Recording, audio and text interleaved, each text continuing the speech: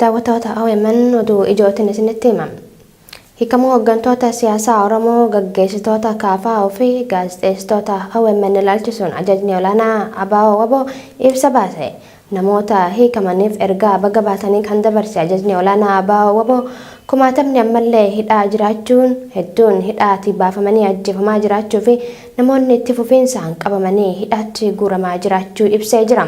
Yakkoonni murna aangorra jiruun lammiilee nagaa irratti raawwatamaa jiru itti fufanii bakka jiranitti hidhamtoota siyaasaa lakkoofsaan muraasa ta'an gadi lakkisuu qofaan biyyattii gara araaraatti geessuun akka hin danda'amne kan yaadachiise ibsa kun sirni haqaa biyyattii uummatatti qoosuu farra nagaa ta'uu mirkaneessee jira jedhan. Bulchiinsi Abiy Ahmed mootummaa PP'tti beekamtii horuuf lola amma deemaa jiru kan injifate of fakkeessuu akkasuma humnoota falmaa hidhannoo gaggeessan dirree siyaasaa keessaa moggeessuu fi hawaasa idil addunyaa biratti nama nagaa barbaadu fakkaatee faarfamuuf dhama'aa jiraachuu yaadachiise ibsa kun.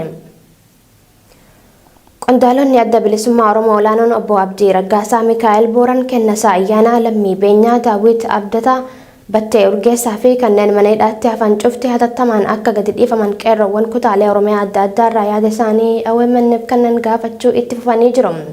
Dabalataanis qeerroowwan Oromiyaa sadarkaa godinaa fi aanaatti kumaatamaan hidhamanii jiran hiikamuu akka qaban gaafatani. Inni biraa immoo ajjeechaan kutaalee Oromiyaa wayitii ammaa bifa haaraan raawwatamaa jiru. Saamicha qabeenyaa fi duulli babal'ifannaa lafaa fiinxaaleeyyii Amaaraatiin aanaalee Oromiyaa daangaa naannoo Amaaraa irra jiran irratti gaggeeffamaa jiru hatattamaan yoo hin dhaabbanne nageenyi biyyattii keessatti bu'uu akka hin dandeenye yaada kennanii jiru. Qeerroowwan Oromiyaa jittuu kanneen Oromiyaa miidiyaa neetworkii dubbise. Waraanni humnoota lafoo Itoophiyaa fi finciltoota Tigraay jidduutti gaggeeffamaa ture yeroof kan dhaabbate fakkaatullee haleellaan qilleensaa iddoowwan humnoota Tigraay hin qabaman irratti gaggeeffamu itti fufee jira. Haleellaa qilleensaa naannoo Tigraay keessatti buufata baqattootaa irratti raawwatame namoonni 56 ajjeefamuu fi 30 kan ta'an ammoo madaa'uu hojjettoonni gargaarsaa BBC'tti himane. Dubbii himaan TPLF Geetaachoo Raddaa gama isaaniitiin haleellaa guyyaa sanbataa kaampii baqattootaa irratti raawwatame kanaan lubbuun namoota 56 dabruun toora Tiwiitaraa isaa irratti himee jira. Haleellaan kun maaliif mana barnootaa irratti akka raawwate ilaalchisee wanti ifa ta'e hin jiru. Mootummaan Itoophiyaa kanaan dura namoota nagaa irratti xiyyeeffachuu haalee ture.